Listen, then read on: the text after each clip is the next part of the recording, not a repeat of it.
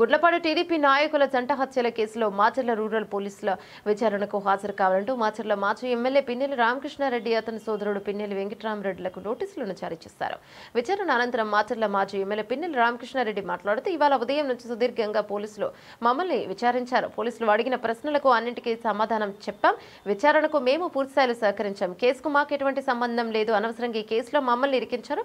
మాకు సంబంధం లేదు కాబట్టి విచారణకైనా మేము సిద్ధం. పోలీసులు మళ్లీ విచారణకు పిలిచిన మేము సిద్ధంగా ఉన్నాం. అంతిమంగా న్యాయం గెలుస్తుంది.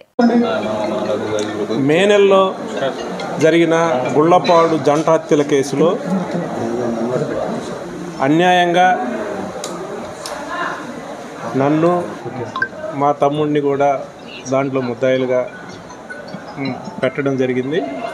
దానికి సంబంధించి సుప్రీంకోర్టు డైరెక్షన్ ప్రకారం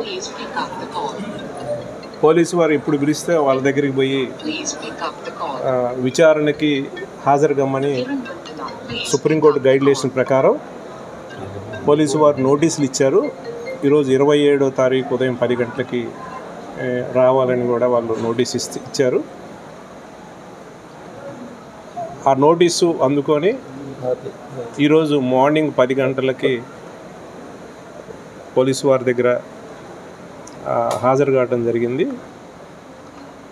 వాళ్ళు సుదీర్ఘంగా కూడా 10-11 గంటలు మా దగ్గర నుంచి కూడా కేసుకు సంబంధించి వివరాలు అడగటం చెప్పడం జరిగింది. ఇది సుప్రీంకోర్టు ఇంకా పెండింగ్ ఉంది కేసు. అంతకుమించి ఇంకా నేనేమి దాని గురించి అయితే నేను ఏం చెప్పలేను. సుప్రీంకోర్టు పెండింగ్ ఉంది కాబట్టి ఈరోజు మార్నింగ్ నుంచి ఇప్పుడు దాకా జరిగిన విషయం మీ దృష్టికి తీసుకెళ్తాను. పూర్తిగా